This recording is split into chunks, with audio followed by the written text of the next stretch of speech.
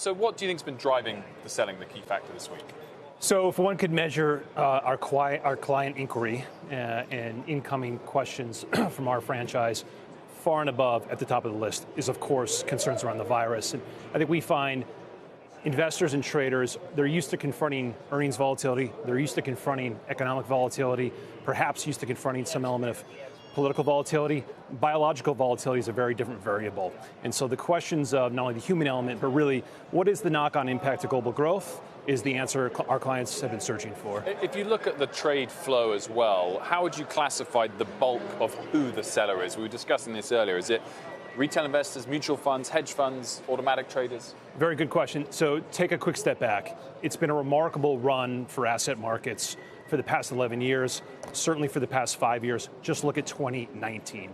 And so I think what you have is you have a community of investors, both retail and institutional, both systematic and discretionary, have accumulated risk. Rightly so. That served them very well up until last Wednesday.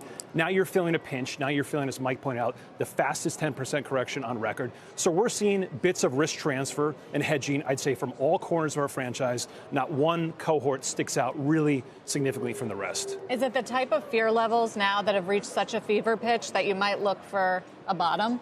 I would say this, Sarah. It hasn't felt like a panic. Our flow all week has been orderly. Clearly, just judging from volume, a lot of risk has transferred.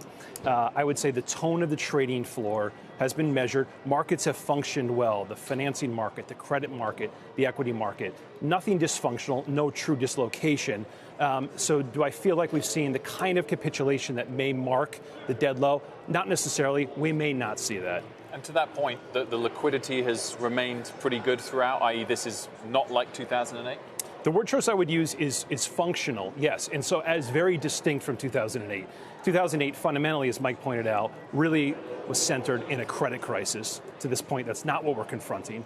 The liquidity dynamics, the ability of the financial system at large, again, financing markets, credit markets, clearly the bond market and the equity market have been able to manage the risk off. And if you could compare it to a less extreme example, which would be the early part of 2018 when we saw that kind of volatility shock, similar kind of shape of the decline from an all-time high, how would you compare it in terms of the trading dynamics? I think there's a few analogs I would point to. One would be 2011 in the context of will Greece leave the Eurozone, the U.S. debt downgrade. The second would have been the summer of 2015, August, dislocation in the Chinese financial markets. And the third would be the January into February period of 2018.